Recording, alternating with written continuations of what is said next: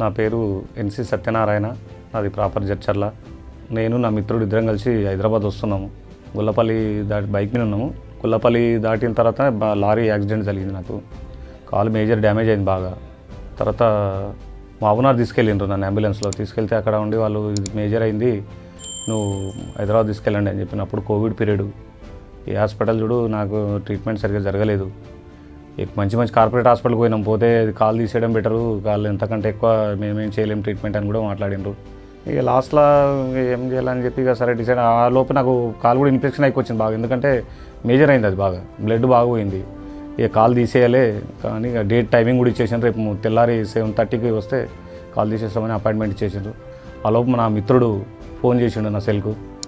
అయితే వాళ్ళ అన్న కొడుకు యాక్సిడెంట్ అయినది. యాక్సిడెంట్ కాలు 3 ముక్కలు అయితే డాక్టర్ కిరణ్ కుమార్ రెడ్డి అని డాక్టర్ గారు, ఆయన ఆర్థోపెడిక్ డాక్టరు, ఆయన ట్రీట్మెంట్ చేసి మంచిగా అయిందంట. అలా అతను నా ఫ్రెండ్ నాకు కాల్ చేసిండు, అరే మా అన్న కొడుకు ఇట్లా అయింది, నువ్వు ఇట్లా అని చేసి ఆ సార్ నంబర్ మెసేజ్ పెట్టిండు. సార్ కిరణ్ కుమార్ రెడ్డి సార్ అని ఉంటాడు, ఆ సార్ని కాంటాక్ట్ చేయరా అని చెప్పిండు. అంటే సరే నేను ఆ రాత్రే 10 గంటల రాత్రికే కాంటాక్ట్ చేసిన సార్కు.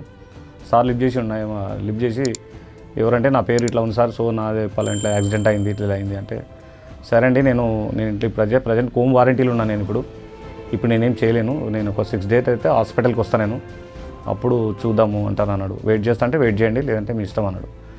సరే మీకు ఏమేమి ఉన్నాయో రిపోర్ట్స్ పెడతా సార్, నేను చూడండి, నేను ఉంటే వెయిట్ చేస్తా కదా అని చెప్పిన. నా దగ్గర నా రిపోర్ట్స్ అన్నీ పెడితే చూసి సరే అండి ఇది మేజరే ఉంది, నేను వచ్చినాక చూస్తా కానీ కాకపోతే అప్పటివరకు ఇన్ఫెక్షన్ కాకుండా అయితే ట్యాబ్లెట్ పెడుతున్నా, వాడండి.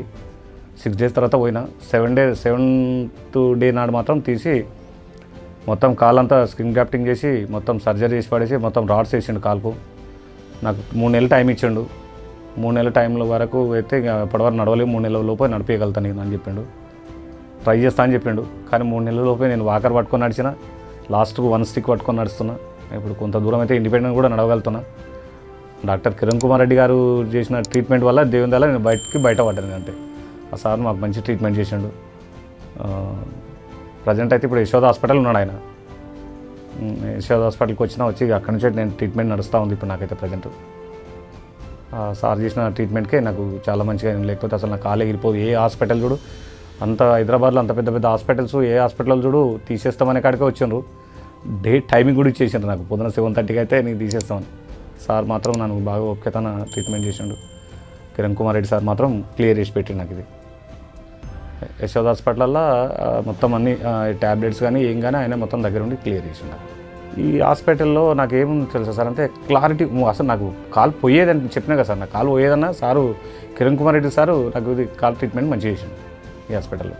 నాకు అందుకే మంచిగా అనిపించింది. యశోద హాస్పిటల్లో మంచి ట్రీట్మెంట్ నడిచింది. ప్రతి వాళ్ళు చాలా జాగ్రత్త చూసింది. ఇక్కడ ఉన్న వాళ్ళు చిన్న స్టాఫ్ కానించి పెద్ద స్టాఫ్ వరకు కూడా వాళ్ళు పాపం చాలా కేర్ఫుల్ తీసుకున్నారు. వాళ్ళ డాక్టర్ దగ్గర పోతుంటే ఇమీడియట్ వాళ్ళు తీసుకొని వస్తారు. వీల్ చైర్ కావాలన్నా లేకపోతే ఇంకేమైనా కావాలన్నా తీసుకొని వస్తారు. చాలా జాగ్రత్త చూసిండు వాళ్ళు కూడా. సార్ కూడా చాలా ట్రీట్మెంట్ మంచి ఓపికతోనే చేసిండు. లేని యశోద హాస్పిటల్కు 2 చేతుల దండం నేను.